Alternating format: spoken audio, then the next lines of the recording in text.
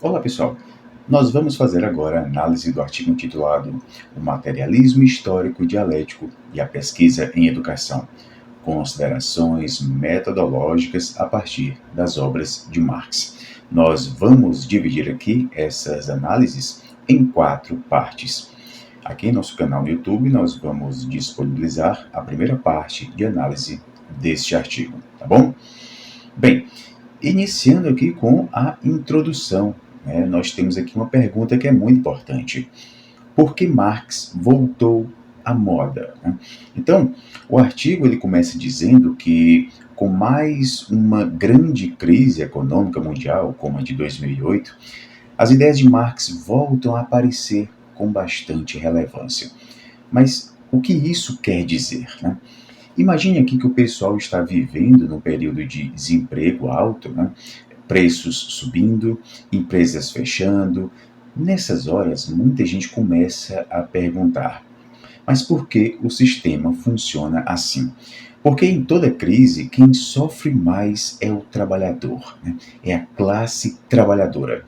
E é aí que Marx volta a ser lido, porque ele justamente tentou explicar como o capitalismo funciona, quais são as contradições desse sistema e por que, de tempos em tempos, esse sistema entra em crise.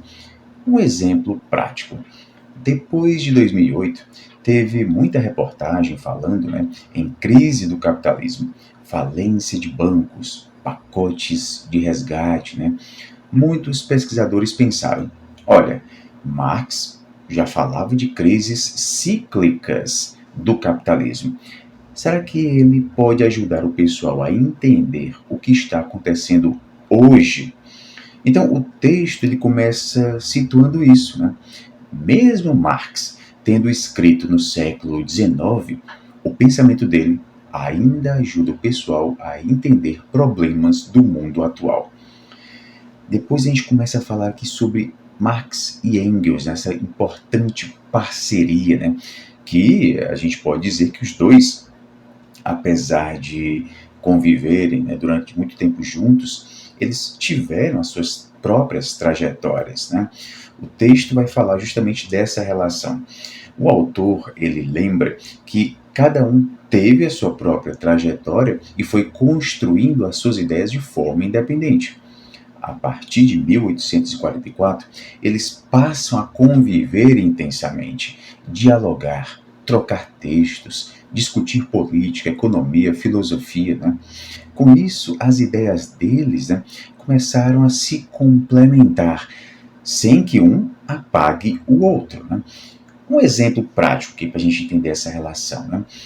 Pense aqui em dois professores que começam a pesquisar temas parecidos, mas em escolas diferentes.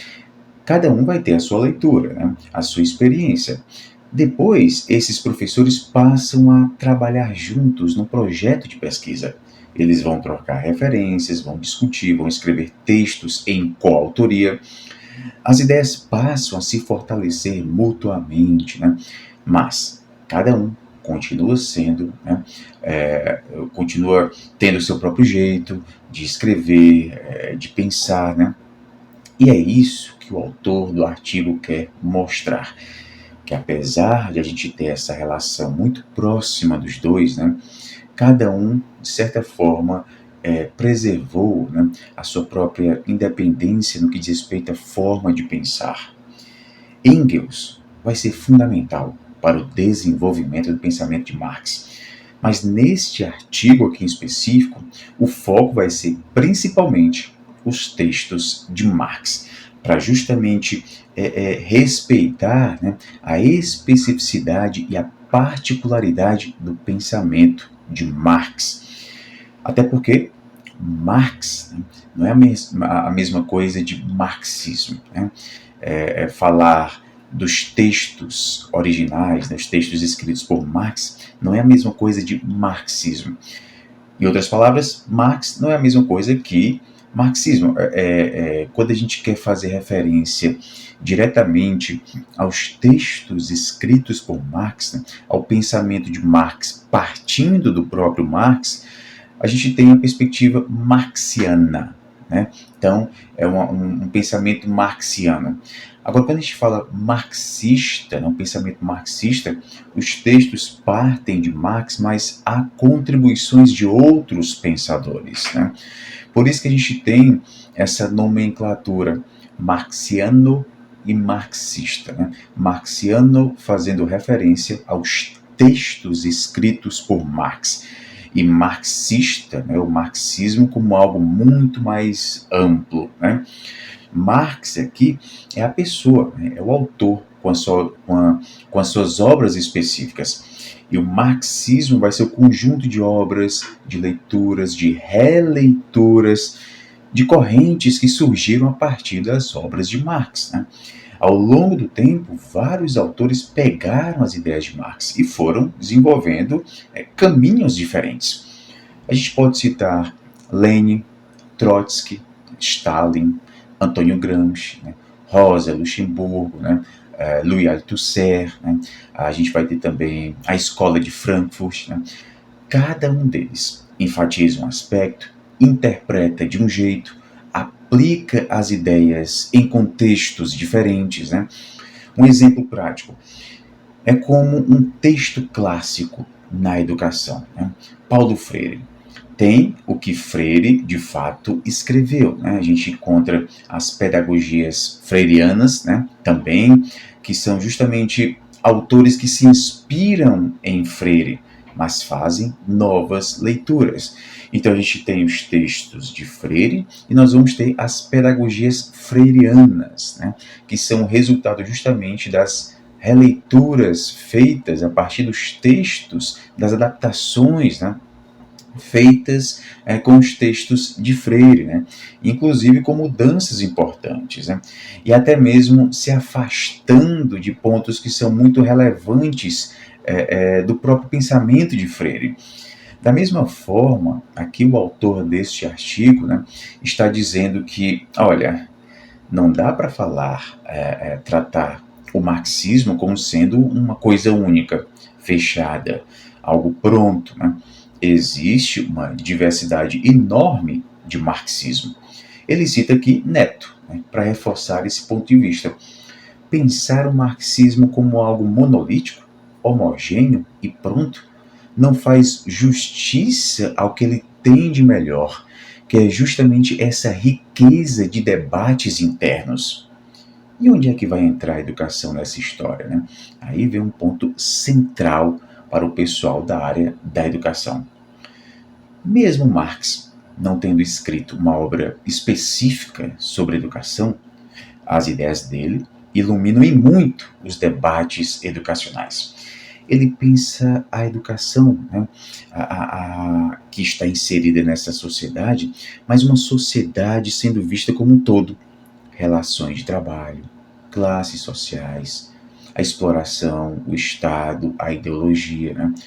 Quando o pessoal aplica isso à educação, começa a se perguntar, por exemplo, que tipo de trabalhador a escola está ajudando a formar?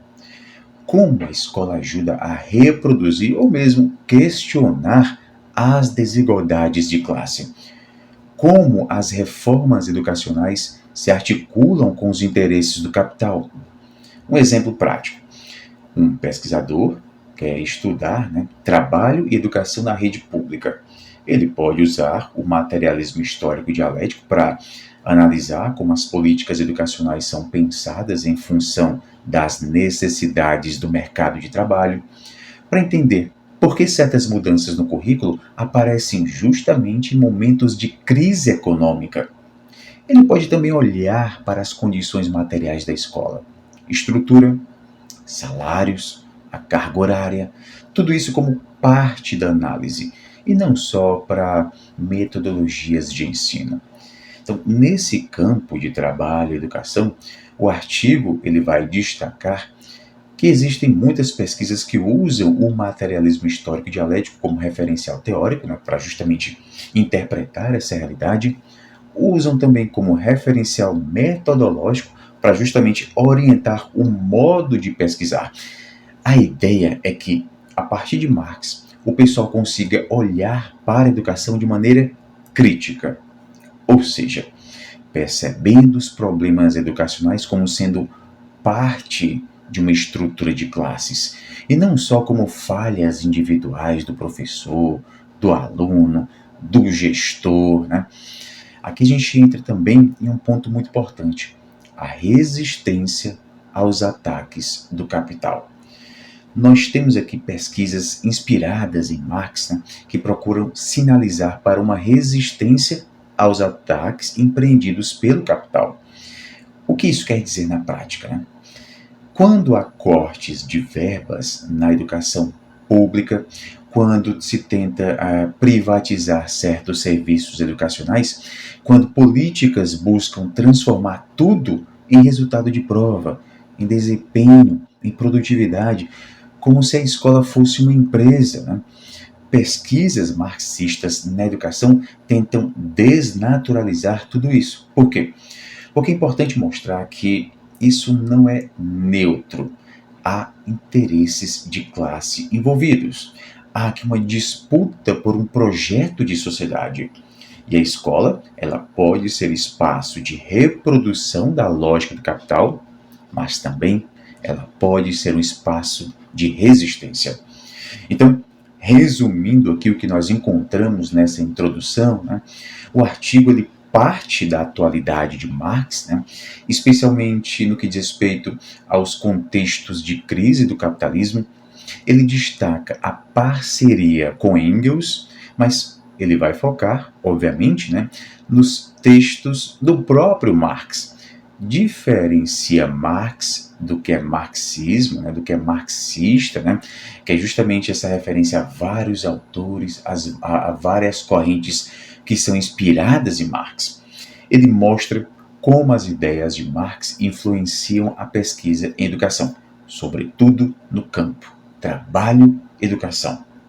E aponta que o materialismo histórico e dialético ajuda o pessoal a entender a educação de forma crítica, numa perspectiva de classe, fortalecendo a resistência aos ataques do capital. Vamos falar agora, né, como a gente trata dessa questão de método, né, muito relevante aqui nesse artigo. O autor, ele começa dizendo basicamente o seguinte: Marx não escreveu um livro só sobre metodologia de pesquisa. Ele escreveu aqui, né, ele criou e usou um método muito próprio para analisar a realidade, mas a realidade do tempo dele, né? Então, qual vai ser aqui a tarefa desse artigo? Olhar para o jeito como Marx pesquisava os problemas da época dele. Observar as características gerais do método que ele usava. E, a partir disso, relacionar esse método com a pesquisa em educação. Ou seja, o artigo ele não vai só explicar Marx na teoria. Ele quer ver Marx pesquisando. E, a partir disso, pensar o que esse jeito de pesquisar pode ensinar para quem faz pesquisa em educação hoje. Um exemplo prático, né? Imagina aqui que, em vez de um livro de metodologia de pesquisa, Marx tivesse deixado um diário de pesquisa com vários rascunhos, várias anotações, cortes, dúvidas, reformulações. O artigo quer mostrar, mais ou menos, né, que reconstruir esse caminho do raciocínio dele vai nos ajudar a reconstruir justamente esse método, né? Que problemas ele escolhia estudar? Que documentos e dados Marx usava? Como ele organizava as categorias? No caso, mercadoria, valor, trabalho, mais-valia. Como Marx pensava do concreto vivido, né? Essa passagem do concreto vivido para o trabalho abstrato e depois voltava para o concreto. É esse modo de pesquisar que o texto quer mostrar, né? O autor vai dizer que observar o modo como Marx pesquisou os problemas do tempo dele, né, vai nos ajudar a reconstruir este método, né? tentar identificar o movimento do raciocínio de Marx, né?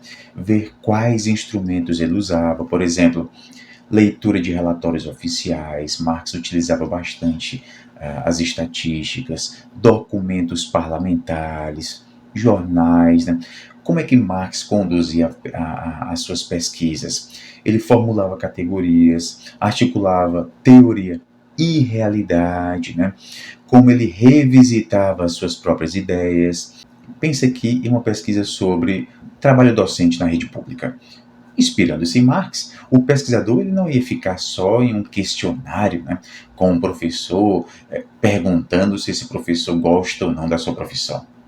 Esse pesquisador ele iria ver os dados históricos sobre salário, sobre a carreira docente, analisar as leis, as reformas educacionais, observar as condições concretas de trabalho, número de turmas, precarização, as terceirizações que existem, a gente sabe, né, no âmbito da educação.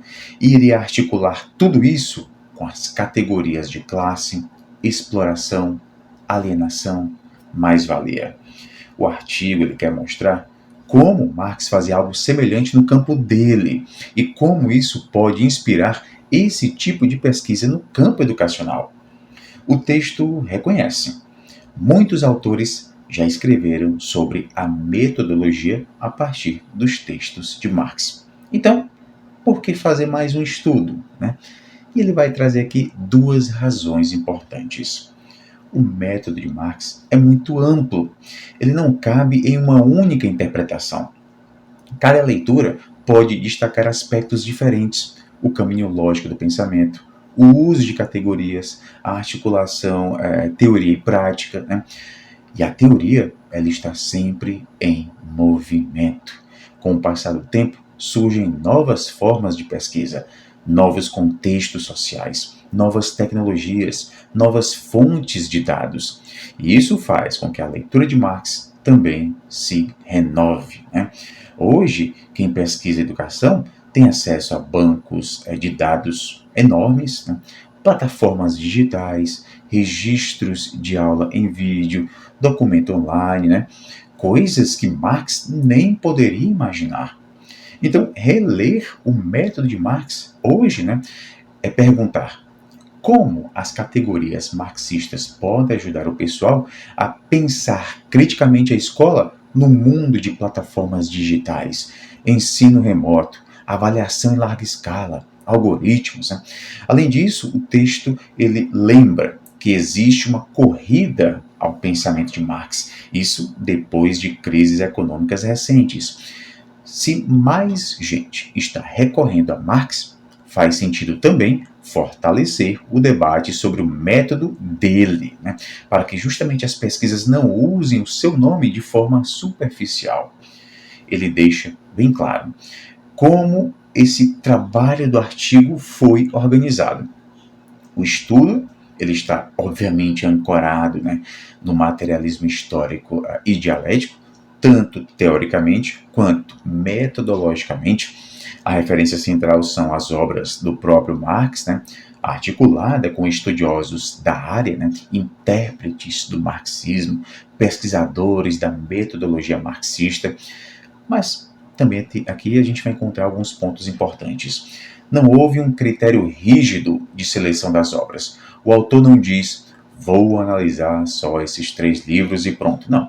A ideia foi pensar em algumas obras traços que ajudem a entender um método como sendo algo construído ao longo do tempo. O estudo ele não pretende esgotar o tema. Não é um inventário completo de tudo que Marx escreveu. Então ele vai reconhecer que outros textos poderiam ter sido incluídos. Então, o texto ele é assumidamente um roteiro inicial e superficial.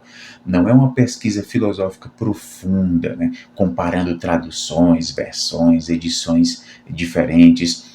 Não é um estudo que se aprofunda em cada obra, fazendo uma análise linha por linha do que consta nos textos. É como se algo dissesse: pessoal, não esperem aqui uma enciclopédia sobre Marx.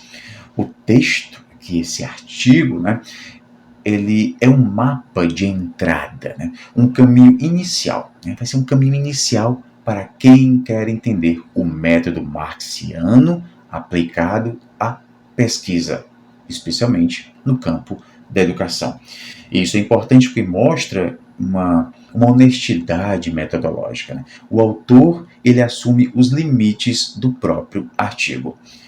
Ele reforça que não vai aqui fazer uma pesquisa aprofundada de toda a obra de Marx, né? Isso seria um trabalho de uma vida inteira. Não vai comparar detalhadamente as traduções, as edições, como eu falei, né? Não vai analisar detalhadamente o contexto histórico de cada obra, né? Então, como eu falei, o foco aqui vão ser em trechos escolhidos, tá bom? Então ele resume aqui o objetivo de forma bem clara, o objetivo desse artigo. Apresentar um percurso metodológico desenvolvido por Marx e mostrar as possibilidades que esse percurso abre para a pesquisa em educação. Tá bom, pessoal? Então ele reconhece os limites do texto também, né? Os limites do texto do próprio Marx, né? Então não idealizar isso como se ele estivesse como se Marx tivesse respondido tudo, né? Ele aponta instrumentos, técnicas de pesquisa que ele utilizou, né? Trazendo para o campo da educação. O artigo ele busca, né? Analisar políticas públicas de avaliação em larga escala, a relação entre escola e mundo do trabalho, a privatização da educação, a precarização do trabalho docente, usar o método de Marx para situar os fenômenos na totalidade social, entender como esses fenômenos se ligam ao modo de produção capitalista e fugir de explicações individualizantes, né? A culpa é do aluno, a culpa é do professor, a culpa é do gestor. Não. O que nós temos aqui é um direcionamento para essa crítica de classe. Tá bom, pessoal? E nós finalizamos aqui a primeira parte de estudos deste artigo. Ficamos apenas na introdução. Tá bom, pessoal? No mais, é isso. Bons estudos a todos e até a próxima.